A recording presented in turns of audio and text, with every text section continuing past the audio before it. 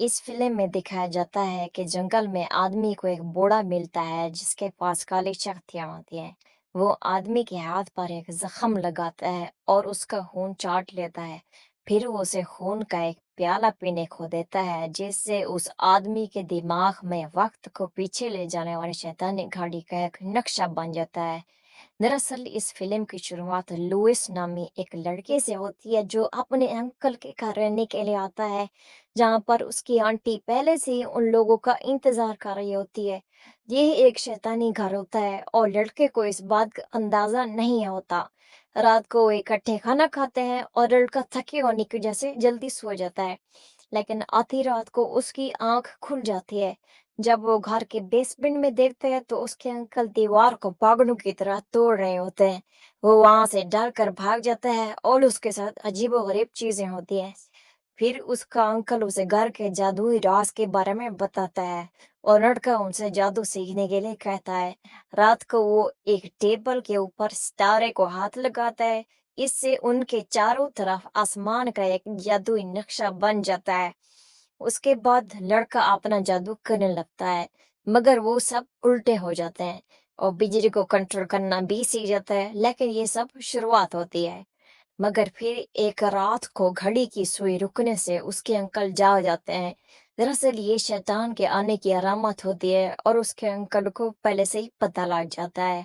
उसके बाद वो शैतानी घड़ी के नक्शे को ढूंढते हैं जो कि उसी घर में मौजूद होता है। वो इस राज को सुलझाते हैं और जैसे ही वो एक स्टैचू के हाथ को ऊपर करते हैं तो वार का दरवाजा खुल जाता है। वो वार के अंदर जाते हैं और उन्हें वो जादुई नक्शा मिल जाता है। मगर दूसरी तरफ लड़के का दोस्त अलमारी को खोलता है जिसे खोलना सख्त मना होता है। ये एक शैतानी अलमारी होती है और उन्हें वहाँ एक शैतानी किताब मिल जाती है। वो इस राज को सुलझाते हैं और रात को कब्रिस्तान में जाकर वहाँ मंत्र पढ़ते हैं। दरअसल ये आइजैक होता है जो कि जोनाथन का बड़ा भाई होता है। उसके बाद घर में अजीबोगरीब चीजें होती हैं। जैसे ही वो मुर्दा जागता है तो पूरा घर शैतानी बन जाता है।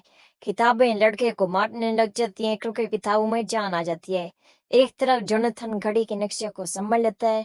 उसके बाद जब ये घर आते हैं तो सारा सामान बिखरा पड़ा होता है और उनका जादू सोफा भी फटा होता है। आखिरकार एक मोटी औरत उनके घर आती है जो कि असल में आइजैक की बीवी होती है।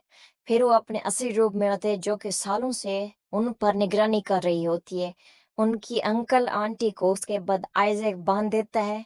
वो किसी तरह छोटे में कामयाब हो जाता है, लेकिन घर की शैतान चीजें उनको मारने लग जाती हैं। जैसे ही वो घर के बाहर आते हैं तो उन्हें शैतानी पंपकिन मिलते हैं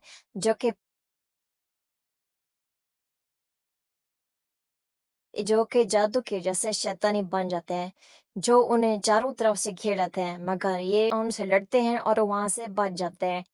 और दूसरी तरफ आइजैक हड्डियों से बनी शैतानी चाबी को घड़ी में लगाता है, लगाने में कामयाब हो जाता है। और फिर चाबी को जैसे ही वो घुमाता है तो शैतानी घड़ी चालू हो जाती है और वो चाबी को राग बना देता है।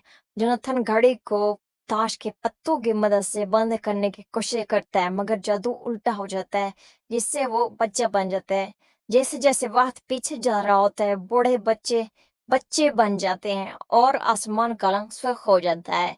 फिल्म के आखिर में लुइस बिजली को कंट्रोल करके आइजैक और उसकी बीवी पर चला देता है जिससे जिससे उनके मध्य ही सब जादू वापस सही हो जाता है और लुइस अपने अंकल आंटी के साथ खुशी खुशी रहने लगता है। आपको ये वीडियो अच्छी लगी हो तो कमेंट जरूर करना और सब्सक्राइब और लाइक करना ना भूलेगा। और हम इस तरह की वीडियो हमारे चैनल पर अपलोड करते रहेंगे। Thank you.